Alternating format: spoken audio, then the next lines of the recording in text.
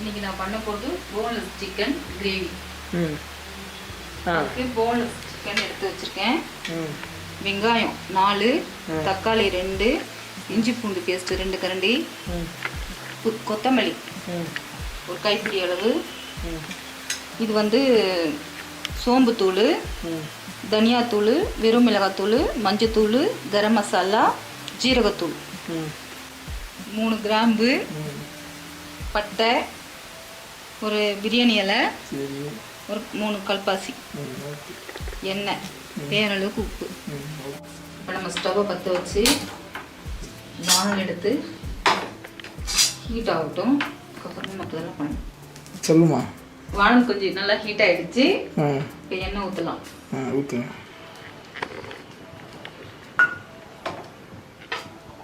எண்ணெய் சூடாயிடுச்சு. இப்போ போட போகிற தாளிக்கிற ஐட்டம்லாம்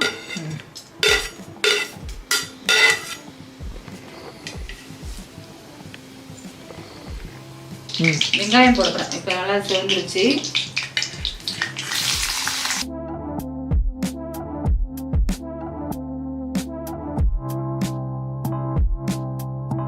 வெங்காயம் வதங்கிறதுக்காக உப்பு போட்டுக்கிறேன்.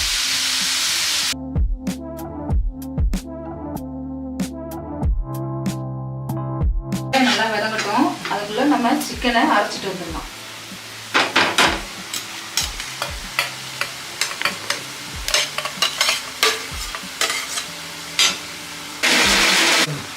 இப்போ நான் அரைச்சி எடுத்துகிட்டு வந்திருக்கேன். இந்த மாதிரி அரைச்சிக்கணும். இப்போ அரைச்சதை பிளேட்டில் போடலாம்.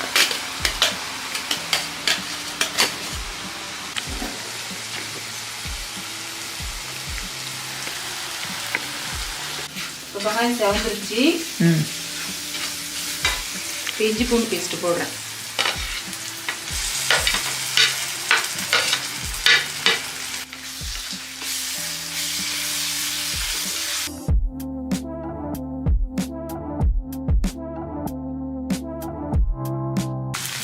தக்காளி போடுறேன்.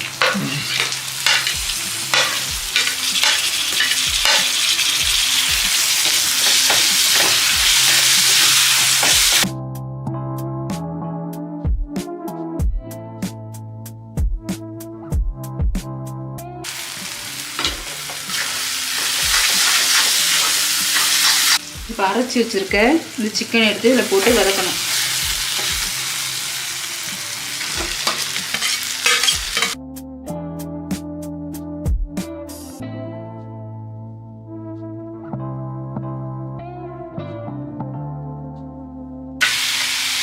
இப்போ 1 நிமிஷம் மூடி வச்சிடலாம். 1 நிமிஷம் ஆயிடுச்சு.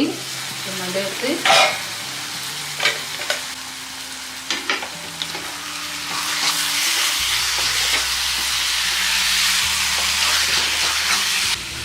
இப்போ மற்ற ஐட்டம் போட போகிறேன். தனியாத்தூள், சோம்புத்தூள், ஜீரகத்தூள், கரம் மசாலா, மஞ்சத்தூள், வெறும் மிளகாத்தூள், தனியாத்தூள்.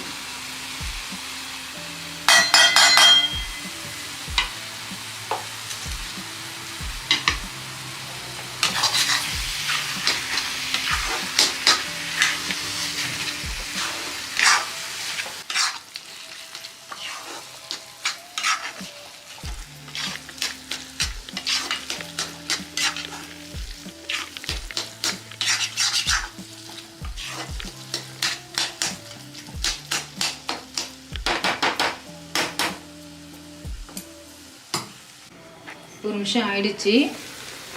இப்படி இருக்குன்னு பார்க்கலாம். எண்ணெய் பிரிஞ்சு வருது பாருங்கள். நல்லா வெந்திருக்குன்னு அர்த்தம். அப்படி கிளறி விட்டு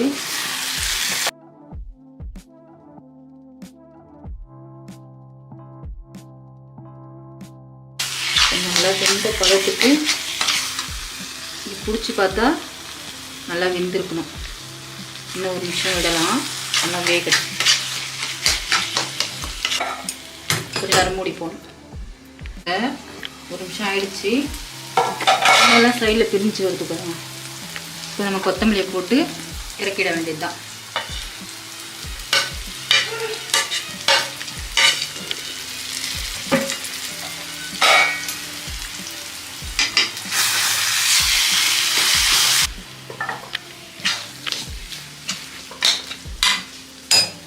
இப்போ இந்த கிரேவிக்கு தோசை போட்டு சாப்பிட்லாம், இடியாப்பம், ஆப்பம், சப்பாத்தி, பரோட்டா எல்லா ஐட்டத்துக்கும் வச்சு தொட்டு சாப்பிடலாம். ரொம்ப நல்லாயிருக்கும். உங்கள் வீட்டில் நீங்கள் ட்ரை பண்ணி பாருங்கள்.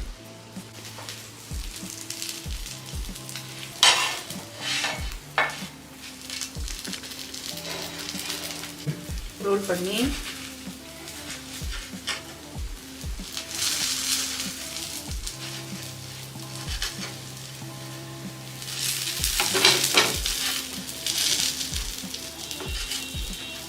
இப்போ போன்லெஸ் சிக்கன் கிரேவி தோசையில் ஸ்டப்பிங் வச்சு கட் பண்ணி வச்சுருக்கேன். இந்த மாதிரி உங்கள் வீட்டில் நீங்கள் ட்ரை பண்ணி பாருங்கள். தேங்க்யூ, பாய்.